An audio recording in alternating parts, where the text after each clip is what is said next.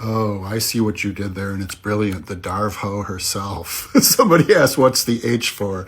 I'll let them figure it out. But yeah, it is Darvo. I mean, for me, I'm a big fan of the work of Professor Robert Sapolsky of Stanford. I just retweeted or whatever a video today about the lack of free will. And I think with narcissism, this helps our understanding of the way Darvo, of the way this idea that every accusation is a confession actually works. Because as Professor Sapolsky said, it looks like we have free will, but how do we become the person that does the things we do?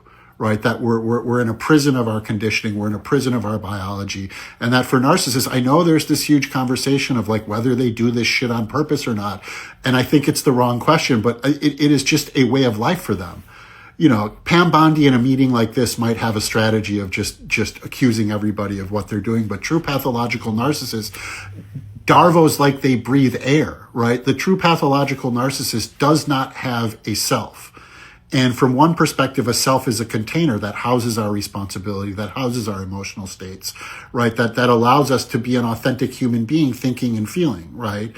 And so what the narcissist is actually doing when they're Darvoing, when they're accusing other people of what they're doing, is pathologically and compulsively displacing the reality of their life onto somebody else because they don't have that container of self to hold it.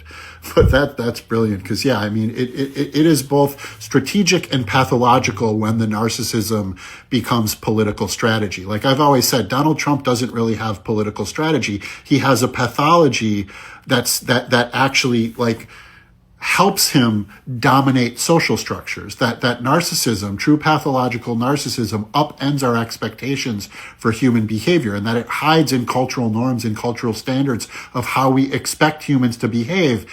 And then their smokescreen of what they're saying, masking what they're doing, throws everybody for a loop. But the end result is that they acquire power, is that they manage to kind of distort and abuse social systems just like they distort and abuse interpersonal relationships.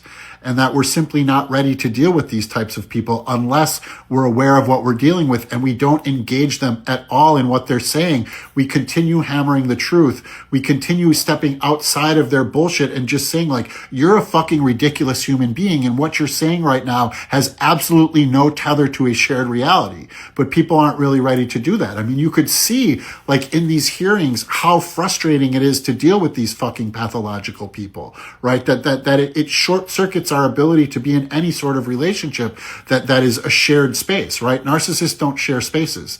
They don't have shared relationships. They have relationships of domination, of the tyranny of perspective.